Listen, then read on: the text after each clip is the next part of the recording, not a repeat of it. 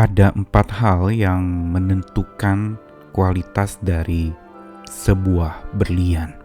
Pertama adalah karatnya.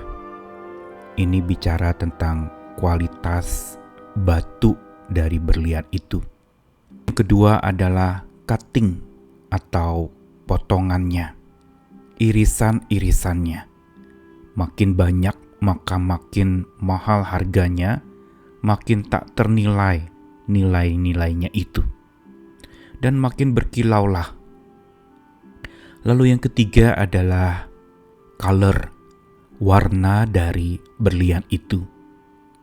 Makin warnanya langka, makin menjadi mahal harganya. Dan yang terakhir adalah berlian dinilai dari clarity-nya atau jernihnya berlian itu. Makin bening dan makin jernih, makin tinggi nilainya.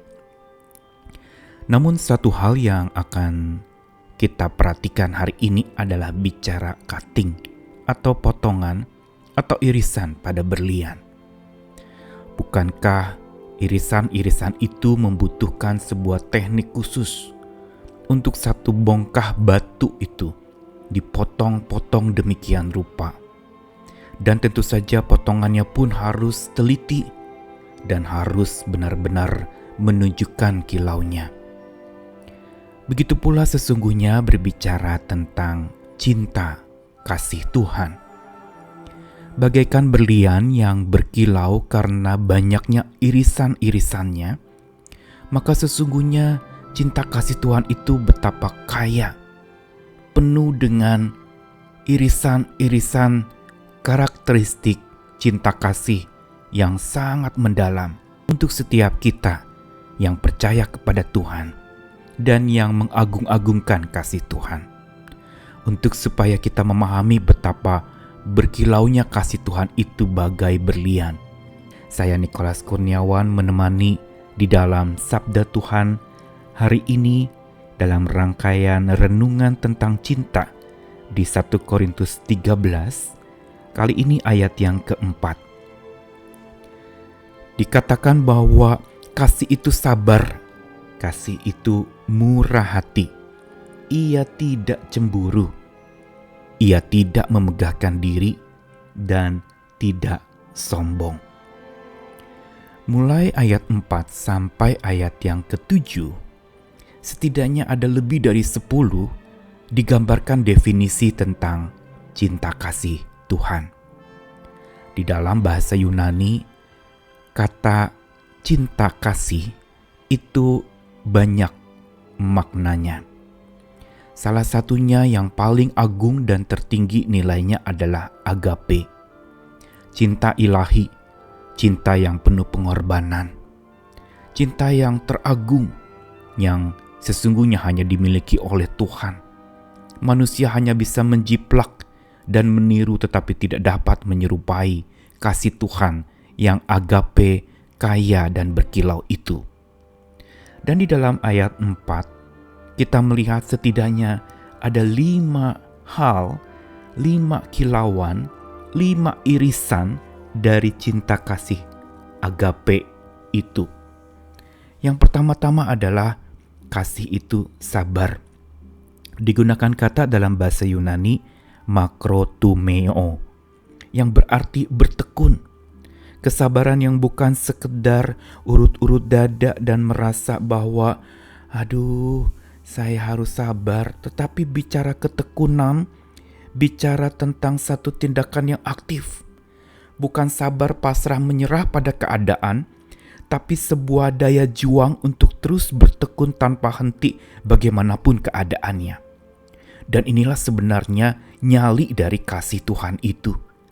Kasih yang penuh dengan ketekunan, yang sabar dan berdaya juang tinggi.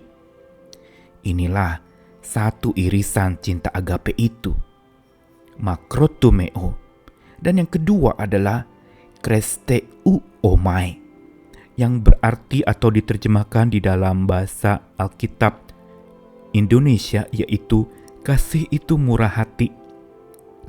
Kata ini menunjukkan sebuah makna murah hati, baik, yang ditunjukkan dalam karya Full of Service, penuh dengan pelayanan to others.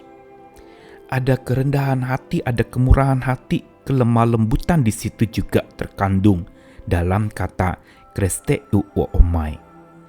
Dan ini semua mengandung makna juga aktif untuk melayani, full of service to others.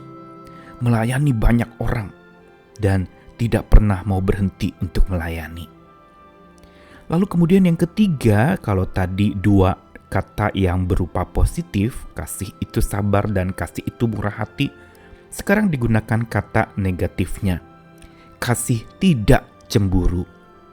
Digunakan kata zeloo di dalam bahasa Yunani, yang berarti adalah sebuah kecemburuan atau keinginan iri hati yang ingin memiliki.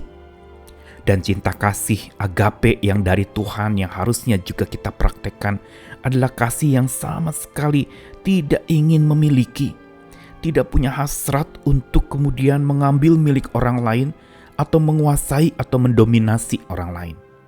Ini makna kata tidak cemburu, yaitu sebuah upaya untuk rela melepaskan, bahkan tidak memegang atau tidak memiliki menjadi hak milik pribadinya. Lalu kemudian digunakan kata ia tidak memegahkan diri. Digunakan kata yang keempat yaitu perpereu omai. Perpereu omai ini merupakan sebuah kata yang mengandung makna berbangga diri, show off, menunjukkan dirinya agar mendapatkan perhatian. Dan kasih agape justru sama sekali bukan untuk menonjolkan diri, bukan untuk show off, tetapi show the kindness for others. Bukan show off menampilkan diri.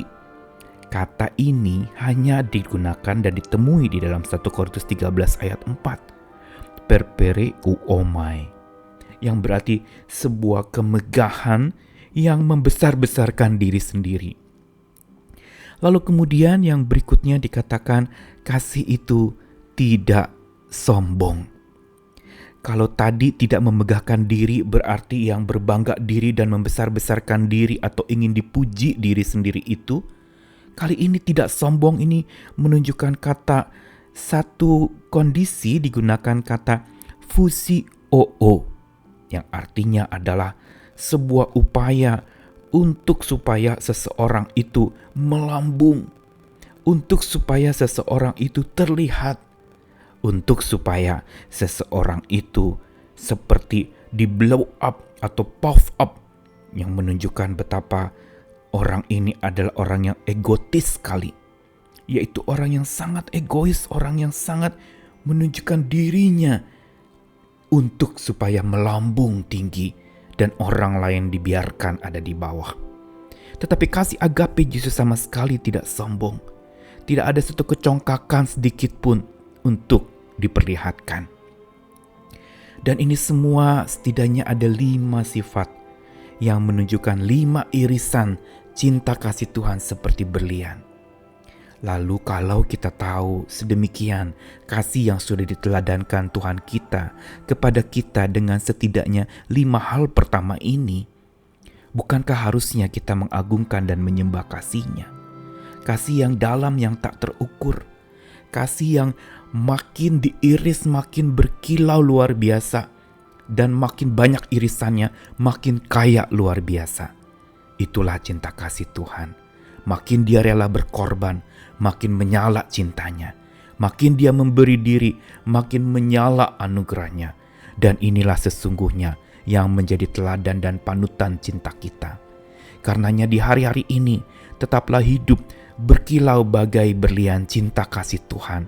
Pancarkan terus kepada banyak orang yang membutuhkan kasih Tuhan. Dengan kekuatan kasih-Nya, kita akan mampu mengasihi sesama kita. Amin.